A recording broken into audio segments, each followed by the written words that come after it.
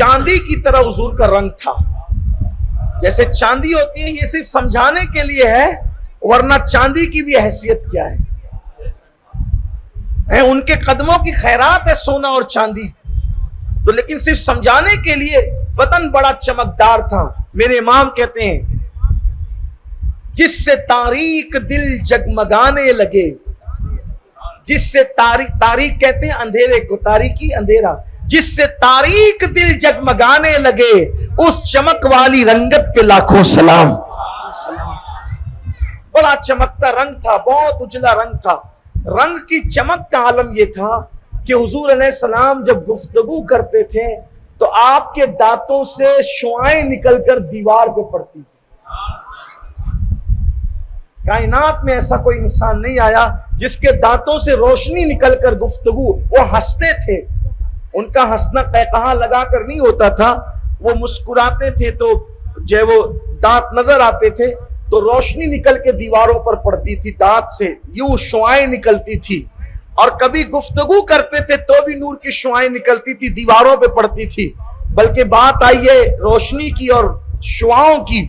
ام المومنین سیدہ عائشہ صدیقہ فرماتی ہیں رات کا وقت تھا، میں ایک مرتبہ اپنے کپڑوں پہ پیون لگا رہی تھی، اپنے کپڑوں کو سل رہی تھی، پیون لگا رہی تھی.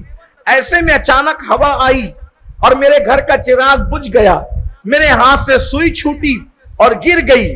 میں اندھیرے میں سوئی ڈھونڈنے لگی لیکن مجھے سوئی ملی نہیں. اتنے میں حضور آئے اور مسکرا کے کہا کیا کر رہی ہو؟ تو مسکرایا تو ایسے دانتوں سے روشنی نکلی کہ میں نے اپنی گم شدہ سوئی کو اٹھا لیا.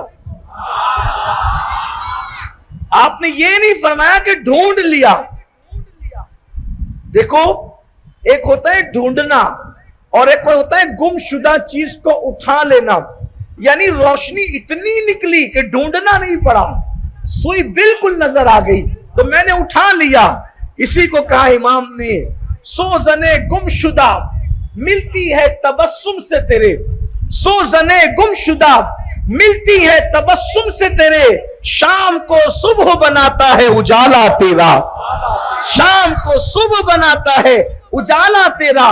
تو کیسے شان والے رسول ہیں، لیکن ہم نے ظلم یہ کیا ہے ان کی زندگی علیہ السلام کے ان اخلاق کو ڈسکس کرنے کی اور اپنی زندگی میں لانے کی.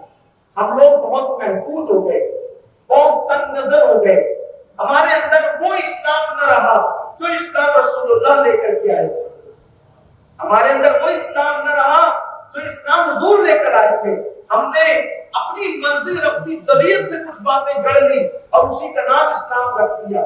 اسی لیے لوگ ہم سے بدسم ہو رہے ہیں، لوگ ہم سے بدگمان ہو رہے